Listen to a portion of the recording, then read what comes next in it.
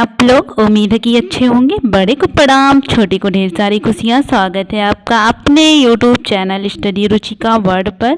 दोस्तों, मैं आप लोग के लिए बाल विकास जो है शिक्षा शास्त्र और अध्ययन से व्याख्या सहित कुछ क्वेश्चन लेके आई हूँ जो कि टेट और सी टेट के लिए, अदर एग्ज़ाम के लिए भी काफ़ी इंपॉर्टेंट होने वाला है। तो आप लोग क्वेश्चन को देखिएगा दोस्तों। तो इसमें जो है प्रीवियस ईयर का प्रश्न पत्रों पर आधारित है। तो आप लोग फर्स्ट क्वेश्चन को केयरफुल्ली देखिएगा। फर्स्ट क्वेश्चन आपका कह रहा है, तो बाल विकास और अध्ययन में जो है इसका भाग 1 है और सेकंड वाला मैं अलग से करवा दूंगी। तो आप लोग क्वेश्चन को देखिएगा क्या कह रहा है। फर्स्ट क्वेश्चन, पियाजे मुख्य रूप से किसके अध्ययन के लिए जाने जाते हैं?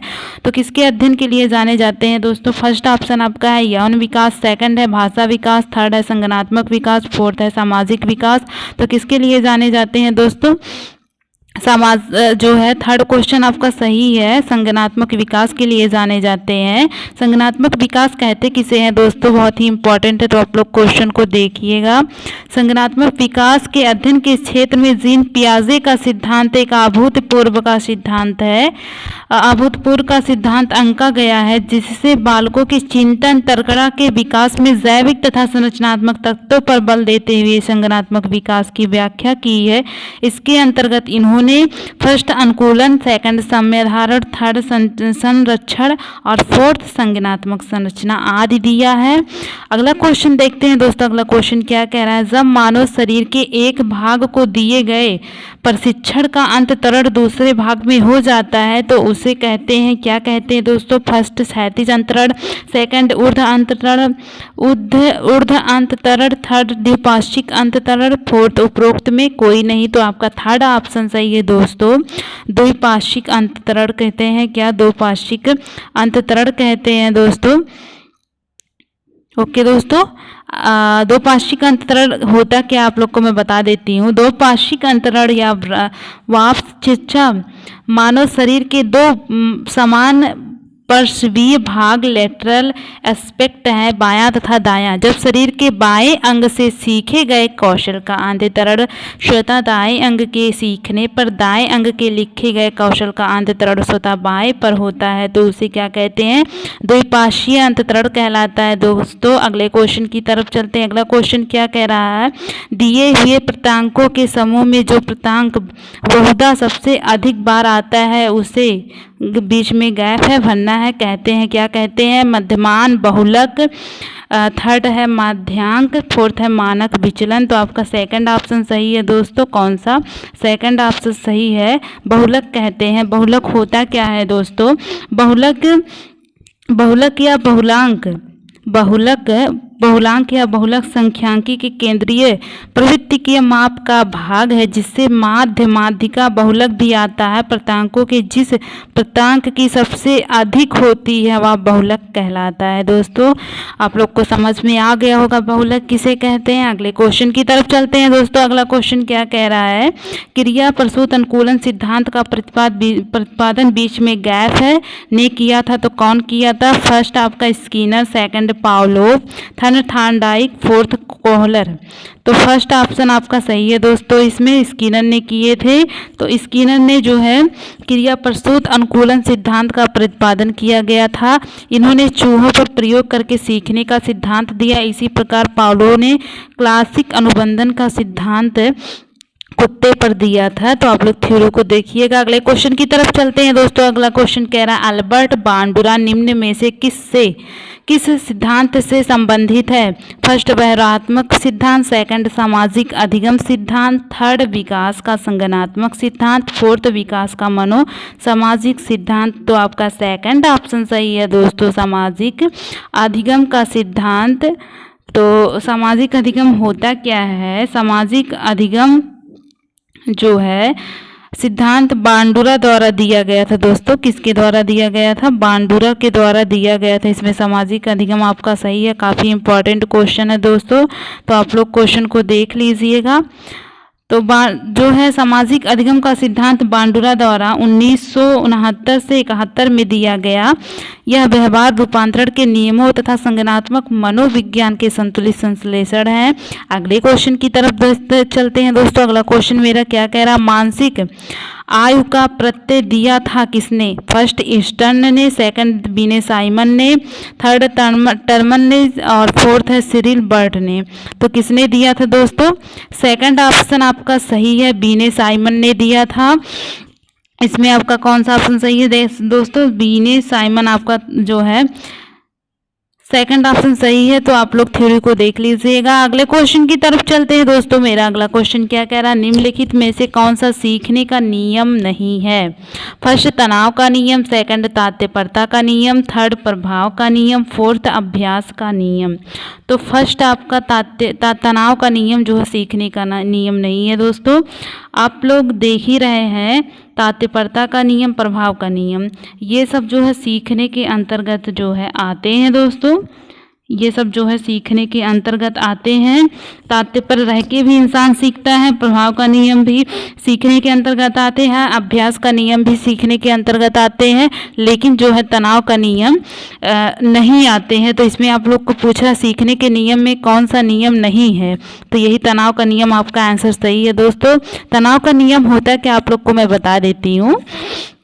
तनाव का नियम यदि अन्य तीन तात्पर्यता का प्रभाव का नियम, क्योंकि इंसान अगर कोई भी बात सोचता है तो उसको तनाव में ले लेता है, तो आप लोग ये सीखने की जो है नियम तो है नहीं तनाव का नियम। इंसान कभी भी जो है तनाव ले लेता है किसी भी बात को सोच के। अगले क्वेश्चन की तरफ चलते हैं। अगला क्वेश्चन क्या कह रहा है, गैप के बीच में संबंध प्रतिक्रिया सिद्धांत में पावलो ने प्रयोग किया, किस पे किया था? फर्स्ट कुत्ते पर, सेकंड बिल्ली पर, थर्ड बंदर पर, फोर्थ चूहे पर। तो फर्स्ट कुत्ते पर संबंध प्रतिक्रिया सिद्धांत का पावलो ने प्रयोग किया था। तो आपका फर्स्ट ऑप्शन सही है दोस्तों इसमें। तो आप लोग क्वेश्चन को देखिएगा। तो यहाँ पे क्या कह रहा है, कुत्ते पर पावलो ने क्लासिक अनुबंधन का सिद्धांत का प्रतिपादन किया था, जिसमें इन्होंने कुत्ते पर प्रयोग किया था, बिल्ली पर थॉर्नडाइक, चूहे पर स्किनर ने, बंदर पर कोहलर ने किया था। अगले क्वेश्चन की तरफ चलते हैं। अगला क्वेश्चन क्या कह रहा है, सूज द्वारा सीखने का सिद्धांत का प्रतिपादन किया, first Kohler, second Thorndike, third Pavlov, fourth Woodworth. तो आप लोग कमेंट करके बताइए इसमें कौन सा ऑप्शन सही है दोस्तों। तो इसमें जो है आप लोग कमेंट करके बताइएगा। हम तो बता रहे हैं फर्स्ट ऑप्शन सही है। अगर आप लोग को जो अच्छा लगेगा, आप लोग का जो ऑप्शन आएगा तो आप लोग भी कमेंट करके बताइएगा दोस्तों, प्लीज़ आप लोग से रिक्वेस्ट है। तो मैं थ्योरी आप लोग को बता देती हूँ। इसमें कोहलर का सिद्धांत जो है किस पे दिए थे, कोहलर सूज द्वारा सीखने का सिद्धांत कोहलर महोदय ने किया था। इस सिद्धांत के अनुसार अधिगम के किसी अभ्यास का प्रशिक्षण नहीं, वस्तुतः अचानक आई सूझ से होती है। इन्होंने बंदर पर अपने सिद्धांत का प्रयोग किया था। जो है 10 क्वेश्चन कह रहा है, कार्य का आरंभ करने, जारी रखने को नियमित करने की प्रक्रिया फर्स्ट क्या कहलाती है? संवेदना, सेकंड प्रेरणा, थर्ड सीखना और फोर्थ प्रत्यक्षीकरण। तो आपका सेकंड ऑप्शन सही है दोस्तों। कौन सा? प्रेरणा कहलाती है दोस्तों। आपका सेकंड ऑप्शन सही है दोस्तों। क्या कहलाती है? प्रेरणा कहलाती है। तो प्रेरणा होता क्या है दोस्तों, बता देती हूँ आप लोग को। प्रेरणा किसी भी कार्य को प्रारंभ करने, जारी रखने अथवा नियंत्रित करने की नियमित प्रक्रिया को ही क्या कहते हैं? ये गुड के अनुसार जो है दोस्तों कथन दिया गया है। काफ़ी इंपॉर्टेंट होने वाला है दोस्तों ये क्वेश्चन। तो आप लोग क्वेश्चन को देख लीजिएगा। गुड के अनुसार ये दिया गया है। ये जरूर पूछा जाता है कथन किसके अनुसार है। और 11वां क्वेश्चन है, स्मृति कम करने का उपाय है। तो फर्स्ट सीखने की त्रुटिपूर्ण विधि, सेकंड सीखने की कमी, थर्ड पाठ की पुनरावृत्ति, फोर्थ स्मरण करने का कम ध्यान देना। तो आपका थर्ड ऑप्शन सही है दोस्तों, पाठ की पुनरावृत्ति। कौन सा?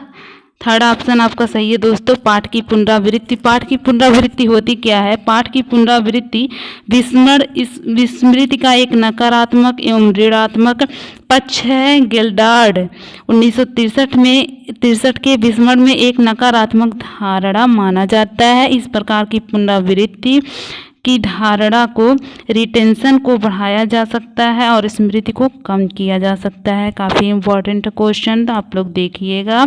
अगले क्वेश्चन की तरफ चलते हैं दोस्तों। अगला क्वेश्चन क्या है? क्रोध व भय प्रकार है किसका? संवेग का, की, सेकंड अभिप्रेरणा का, थर्ड परिकल्पना का, मूल प्रवृत्ति का। आप लोग कमेंट करके बताइएगा इसमें कौन सा ऑप्शन सही है। तो इसमें फर्स्ट ऑप्शन सही है दोस्तों, संवेग का जो है क्रोध या भय का प्रकार क्या है। तो संवेग जो है दोस्तों आपका क्रोध और भय का प्रकार है। तो संवेग होता क्या है दोस्तों, संवेग क्रोध या भय का संवेग का प्रकार होता है। और मैकडूगल ने मतलब 14 संयोग की व्याख्या की गई थी, उन्हीं के अनुसार है ये दोस्तों। 13वां क्वेश्चन क्या कह रहा है दोस्तों, दूसरे व्यक्ति के बाह्य व्यवहार की नकल है। फर्स्ट अनुकरण, सेकंड सीखना, थर्ड कल्पना, फोर्थ चिंतन। तो आपका फर्स्ट ऑप्शन सही है दोस्तों, दूसरे व्यक्ति के बाह्य व्यवहार की नकल जो है क्या होता है, अनुकरण होता है दोस्तों। तो आप लोग क्वेश्चन को देखिएगा, अगर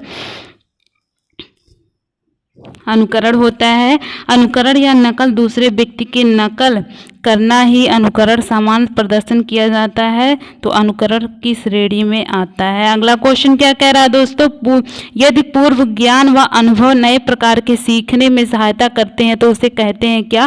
फर्स्ट सकारात्मक प्रशिक्षण स्थानांतरण, सेकंड नकारात्मक प्रशिक्षण स्थानांतरण, थर्ड प्रशिक्षण स्थानांतरण, फोर्थ सीखना। तो आपका फर्स्ट ऑप्शन सही है दोस्तों, क्या सकारात्मक प्रशिक्षण। आपका जो है फर्स्ट ऑप्शन सही है दोस्तों, फर्स्ट ऑप्शन सही है, सकारात्मक प्रशिक्षण। अगले क्वेश्चन की तरफ चलते हैं दोस्तों। अगला क्वेश्चन क्या कहता है, सीखी हुई बात को स्मरण रखने का पुनः स्मरण करने की असफलता को कहते हैं। फर्स्ट स्मृति, सेकंड कल्पना, थर्ड विस्मृति, फोर्थ ध्यान। तो आपका थर्ड ऑप्शन सही है दोस्तों। कौन सा थर्ड ऑप्शन सही है, स्मृति कहते हैं। स्मृति होता क्या है, स्मृति या विस्मरण भूलने से संबंधित है। जब सीखा हुआ ज्ञान धारणीय ना हो तो धारण व किया जा सके तो जो है विस्मरण उत्पन्न करता है। अभी के लिए चलती हूँ दोस्तों। अगर वीडियो अच्छा लगेगा तो लाइक करिएगा, चैनल पर नया हो तो चैनल को सब्सक्राइब करिएगा। अभी के लिए बाय बाय, टेक केयर।